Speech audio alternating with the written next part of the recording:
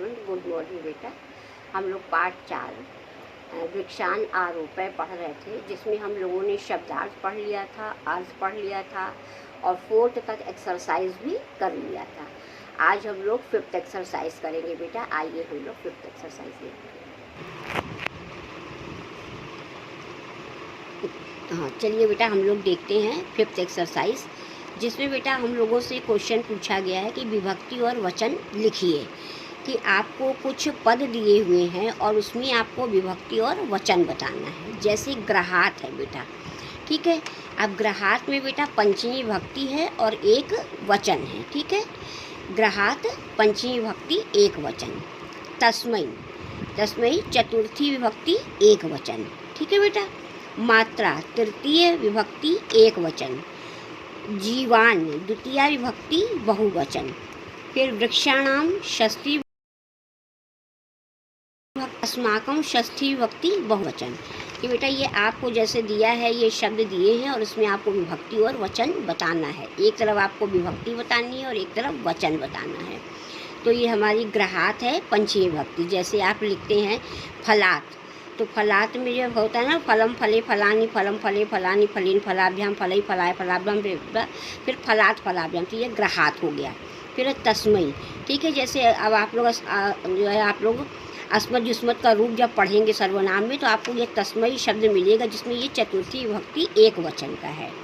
फिर मात्रा, मात्रा तृतीय विभक्ति एक वचन है। फिर है जीवान आपका द्वितीय विभक्ति बहुवचन। फिर वृक्षाणाम, फिर ये षष्ठी विभक्ति बहुवचन और अस्माकं षष्ठी विभक्ति बहुवचन है, ठीक है बेटा। ये आपकी 5th एक्सरसाइज है। इसमें एक तरफ आपको विभक्ति और एक तरफ वचन बताना है।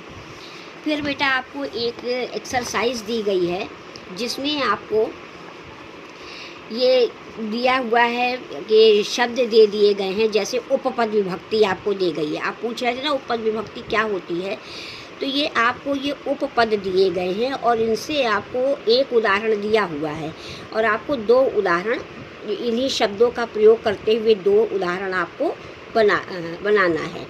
जैसे अब हम लोग इसको बेटा बनाएंगे ऐसे। कैसे बनाया जाएगा ये आप देखिए, क्योंकि ये आपको कई तरह से जो है दिया हुआ है ना। तो ये देखिए, उदाहरण अनुसार लिखिए। और जैसे उन्होंने दिया सह दिया है। अब सह के अर्थ में बेटा तृतीया विभक्ति होती है, कि सह के अर्थ में तृतीया विभक्ति होती है। तो इन्होंने एक उदाहरण हमको दिया था पितृह सह। अब हमको तृतीया विभक्ति का प्रयोग करते हुए ही बनाना, तो रामेण सह यानी राम के साथ। मात्रा सह, मात्र के साथ। तो ये बेटा उपपद यही है कि आपको ये सह दे दिया गया। अब ये सह का प्रयोग करके आपको जो है बनाना है वाक्य। तो इन्होंने हमको एक वाक्य दिया था पितृह सह, हमने 2 बनाए रामेण सह, मात्रा सह। अब इन्होंने दिया दा यच्छ, दा यच्छ यानी देना होता है, जिसका रूप चलता है यच्छति, यच्छता, यच्छन्ति। तो इन्होंने एक शब्द हमको, एक वाक्य हमको बना के दिया था मह्यम यच्छ यानी मुझे दो, ठीक है। तो हमने 2 वाक्य बनाए। तुभ्यम यच्छ यानी तुम्हें दो, मित्राय यच्छ मित्र को दो, ठीक है बेटा। ये दा जो है चतुर्थी विभक्ति में हमने आपको पहले ही बताया था कि जब हम किसी को कोई चीज़ देकर उससे वापस नहीं लेते तो वहाँ पर चतुर्थी विभक्ति होती है। तो यानी मह्यम यच्छ मुझे दो, तुभ्यम यच्छ तुम्हें दो, मित्राय यच्छ मित्र को दो। फिर बेटा चतुर्थी विभक्ति में आपको क्रुद्ध दिया है कि आपने पढ़ा था कि जब किसी पर क्रोध किया जाता है तो वहाँ पर चतुर्थी विभक्ति होती है। उन्होंने हमको एक वाक्य दिया रामाय क्रोध्यति, वो राम पर क्रोध करता है। हमको 2 वाक्य बनाना। हमने बनाया बालकाय क्रोध्यति, बालक पर क्रोध करता है, मित्राय क्रोध्यति, मित्र पर क्रोध करता है, ठीक है बेटा। अब बिना दिया है। अब बिना शब्द बेटा देखिए हमारी द्वितीया में भी प्रयोग होता है, तृतीया में भी प्रयोग होता है और पंचमी में भी प्रयोग होता है, ठीक है। लेकिन इन्होंने द्वितीया विभक्ति में प्रयोग करके हमें बताया था, तो हमने लिखा, इन्होंने एक वाक्य बताया था पुस्तकम बिना, हमने 2 वाक्य बनाए गुरुम बिना, के गुरु के बिना, वायुना बिना यानी हवा के बिना। फिर अब वही पंचमी विभक्ति का प्रयोग दिया। तो इन्होंने एक वाक्य हमको दिया था ये यहाँ पे होगा आपका ग्रहात वही, ठीक है बेटा। ग्रहात वही, तो हमने लिखा ग्रामात वही, विद्यालयात वही, ठीक है। यहाँ पर वो गया ग्रामात वही और यहाँ पर एक दूसरा वाक्य आया बाल जो है विद्यालयात वही। फिर है प्रति, प्रति द्वितीया विभक्ति है बेटा, ठीक है। अभी इन्होंने हमको एक वाक्य दिया था उद्यानम प्रति, हमने 2 वाक्य बनाए गृहम प्रति, आपणम प्रति, आपणम यानी बाजार, ठीक है बेटा।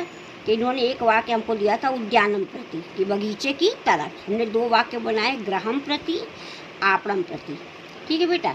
ये आपको ऐसे ही बनाना होगा, इसका सारा कॉलम ऐसे ही आपको करना होगा, ठीक है बेटा। ये दोनों एक्सरसाइज आप लोग कॉपी में कर लीजिएगा। नेक्स्ट डे हम लोग नेक्स्ट एक्सरसाइज करेंगे बेटा। आप लोग सारा वर्क फेयर कॉपी में कर लीजिएगा। डन बेटा, ओके।